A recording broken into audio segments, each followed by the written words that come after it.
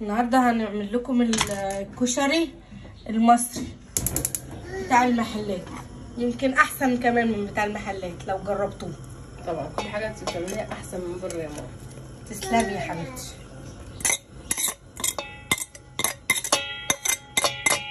نقطع البصل كده، عامله لكم كله في حله واحده مش هتوسخوا حلل كتير، وبينجز الصراحه في الوقت.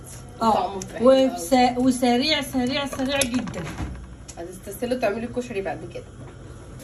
شايفين لونها بقى ذهبي وحلو ازاي؟ هنبتدي بقى نطلعها كده. ماشي، خليكم برضو معايا عشان ايه في نفس المكان دوت. فين دي مكرونه اهي اللي هي سباكيتي، هنقسمها 2 كده وهنبتدي نحمرها مكان البصل ما غيرناش الحله ولا حطينا اي حاجه تانيه. المكرونه اللي هي المرمريه دي كله هيتحمر هنا، ولا هنسلق ولا حاجه. بعد ما ده يبقى لونه كده. في تكه كده انا عايزه اقول لكم عليها، اللي هنحطها هنا دلوقتي ونقلب ايه هيخلي لكم بقى ايه. هي دي التكايه اللي هتخلي الطعم حكايه.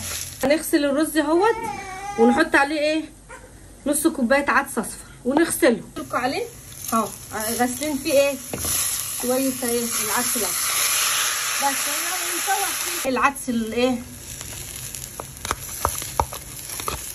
ماما اللي هو العدس ده بتاع الكشري، العدس بتاعنا اهو.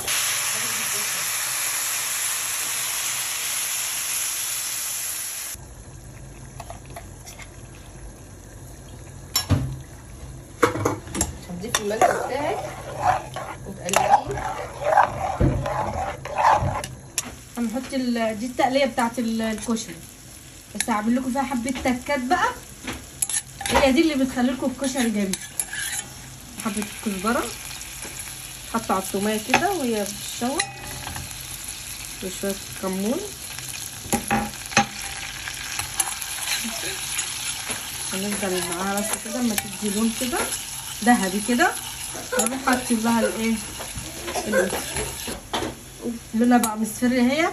هنبتدي نحط الايه الطماطم بس بقى اما تتسبك. حاجه اقول لكم على السر اللي هتحطوه في الاخر يخلي التقليه تحفه. ايه جوز الطيب كده بشرايه خفيفه قوي كده، بس هتدي طعم جميل قوي وهتعجبك. عشان نعمل العيش بتاع الكشري هنجيب عيش شامي وهنقطعه 4 تربع كده. العيش بتاعي يكون جاهز على القلي.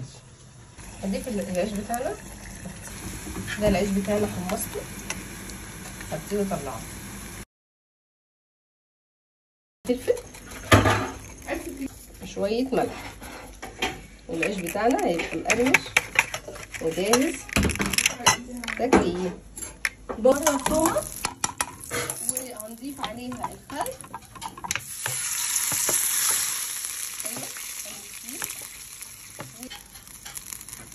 برضو الليمونه 2 كمون والفلفل.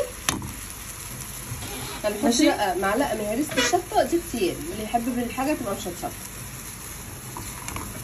معلقه من الصلصه بتاعتنا وهنقلبها، وهتكون معانا الدقه ان شاء الله جاهزه.